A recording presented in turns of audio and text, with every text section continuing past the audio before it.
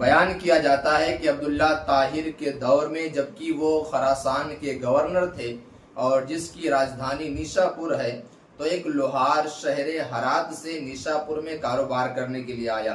اس نے چند دن وہاں پہ کاروبار کیا، پھر اس کے بعد اس نے ارادہ کیا لاؤ اپنے ملک میں چلا جائے اور اپنے گھر والوں سے ملاقات کیا جائے۔ لہٰذا وہ ہرات جانے کے لیے رات کے پچھلے پہر میں تیار ہوا اور اس نے سفر شروع کر دیا۔ اب چونکہ وہ نیشا پور میں چونکہ اس وقت چوری کا معاملہ زیادہ ہو رہا تھا اور عبداللہ طاہر نے سپاہیوں کو حکم دے رکھا تھا کہ رات میں اس طرح پہرے داری کرو کہ تمام چوروں کو پکڑ لو اور راستوں کو مسافروں کے لیے محفوظ کر دو، تاکہ اگر کوئی مسافر سفر کرے تو وہ اپنے آپ کو چوروں سے محفوظ رکھ سکے۔ لہٰذا سپاہیوں نے چوروں کو گرفتار کیا اور اتفاق سے جن چوروں کو سپاہیوں نے گرفتار کیا تھا ان میں سے ایک چور فرار ہو گیا۔ اب اس کے بعد سپاہیوں نے سوچا کہ ہم نے گورنر صاحب کو حکم دے اور گورنر صاحب کے پاس پیغام بھیج دیا ہے کہ ہم نے اتنے چوروں کو گرفتار کیا ہے، اب اگر خراسان کے گورنر کے پاس ہم ان چوروں کو بھیجیں گے اور وہ دیکھیں گے کہ ایک چور کم ہے تو ہم سے ناراض ہو جائیں گے اور ہم سے برہم ہو جائیں گے۔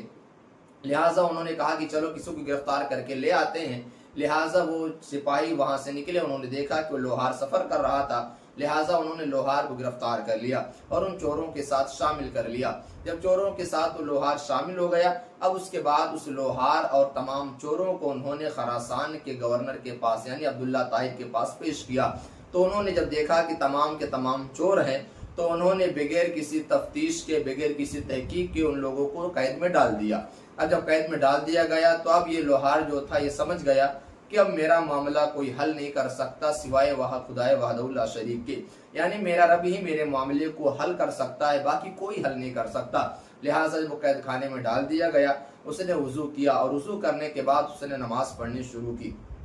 اور ہر 2 رکعت کے بعد وہ سجدے میں جاتا اور گریہ وزاری کرتا اور رقت انگیز انداز میں دعائیں کرتا اور عرض کرتا مولا میں بے قصور ہوں، میرا کوئی جرم نہیں ہے، میں اس جرم سے بری ہوں، لہٰذا مولا تعالیٰ مجھے اس قید سے نجات عطا فرما دے۔ لہٰذا وہ دعائیں کر رہا تھا اور ادھر عبداللہ طاہر جب رات ہو گئی تو چونکہ گورنر تھے یہ اپنے کمرے میں اپنے حجرے میں آرام کرنے کے لیے گئے، تو جب جیسے ہی خوابگاہ میں گئے اور آرام کرنے کے لیٹے اور ان کی آنکھ لگی، انہوں نے خواب میں دیکھا کہ 4 ہٹے کٹے نوجوان آئے ہیں اور انہوں نے ان کے تخت کے چاروں پایوں کو پکڑ لیا اور اسے اٹھا کر انہوں نے پلٹنا چاہا۔ اتنے میں ان کی آنکھ کھل گئی، انہوں نے دیکھا اور اس کے بعد کوئی نظر نہیں آیا تو انہوں نے لا حول ولا قوت الا باللہ پڑھا اور اس کے بعد پھر سو گئے۔ پھر انہوں نے خواب میں دیکھا کہ 4 نوجوان آئے، انہوں نے ان کے تخت کے پایوں کو پکڑا اور الٹنا چاہا، تو جب انہوں نے دیکھا اس کے بعد یہ اٹھ کے بیٹھ گئے اور اللہ تبارک و تعالیٰ کی بارگاہ میں نماز ادا کی، یعنی 2 رکعت نماز ادا کی اور خدا وحدہ لا شریک کی بارگاہ میں عرض کیا مولا تعالیٰ آخر کیا وجہ ہے کہ میں اسے خواب دیکھ رہا ہوں؟ اور اس خواب کو انہوں نے 4 مرتبہ دیکھا تو ان کو یقین ہو گیا شاید میں نے کسی مظلوم پر ظلم کیا ہے جس کی مجھے یہ سزا مل رہی ہے کہ مجھے بار بار اسی خواب کو دکھایا جا رہا ہے۔ لہٰذا وہ اسی وقت رات میں اٹھے اور اٹھنے کے بعد وہ جیل خانہ میں گئے اور وہاں کے جیلر سے انہوں نے کہا بتاؤ کیا تمہارے علم میں چیز ہے کہ ہمارے یہاں جو قیدی ہیں ان میں سے کوئی بے قصور ہے؟ تو اس جیلر نے کہا کہ میرے علم میں تو اس بارے میں کوئی بات نہیں ہے کہ ہاں یہاں پر کوئی مظلوم یا کوئی بے قصور قید کیا گیا ہو، لیکن ایک بات ضرور ہے کہ میں نے دیکھا ہے کہ جب رات میں چوروں کو یہاں پر بندی بنایا گیا اور یہاں پہ رکھا گیا تو اس میں سے ایک چور ایسا ہے کہ جو رات میں اٹھ کے اللہ کی بارگاہ میں عبادتیں کر رہا ہے اور ہر 2 رکعت کے بعد بڑی رقت انگیز انداز میں دعائیں کرتا ہے۔ میں دیکھنے کے بعد حیرت میں ہوں کہ ایسا چور کیسے کر سکتا ہے۔ لہٰذا آپ نے کہا کہ ٹھیک ہے اسے میرے پاس لایا جائے۔ جب اس لوہار کو جو حقیقت میں چور تھا ہی نہیں بے قصور تھا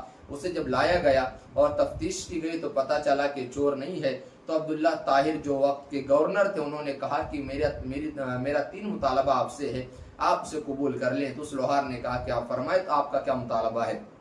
تو انہوں نے کہا پہلا مطالبہ یہ ہے کہ میں نے آپ کو بے قصور گرفتار جیل میں ڈالا لہٰذا مجھے معاف کر دیں، اور دوسرا مطالبہ یہ ہے کہ آپ 1000 درہم میری طرف سے قبول فرما لیں، اور تیسرا مطالبہ یہ ہے کہ آپ پر جب بھی کوئی پریشانی یا مصیبت آئے تو آپ میرے پاس بے جھجک آ جائیں مدد مانگنے کے لیے، میں آپ کی مدد کروں گا۔ تو انہوں نے کہا کہ پہلا مطالبہ میں نے آپ کا قبول کیا، میں نے آپ کو معاف کر دیا، دوسرا مطالبہ آپ نے جو میرے سے کیا میں نے اس کو قبول کیا اور میں 1000 درہم قبول کرتا ہوں، لیکن تیسرا مطالبہ میں قبول نہیں کروں گا۔ تو انہوں نے کہا کہ تیسرا مطالبہ کیوں قبول نہیں کرو گے؟ تو اس لوہار نے کہا کہ اے بادشاہ، اے گورنر، میں تیرا مطالبہ کیسے قبول کر لوں، جبکہ میں جب تیسرا مطالبہ جو تم نے کیا ہے کہ جب کوئی پریشانی آئے تو میرے پاس آ جانا، مجھے جب بھی پریشانی آتی ہے میں کسی آدمی کے پاس نہیں جاتا ہوں بلکہ اپنے رب کی بارگاہ میں مصلی بچھا کے نمازیں پڑھتا ہوں اور دعائیں کرتا ہوں، میرا رب میری ساری پریشانیوں کو دور کر دیتا ہے۔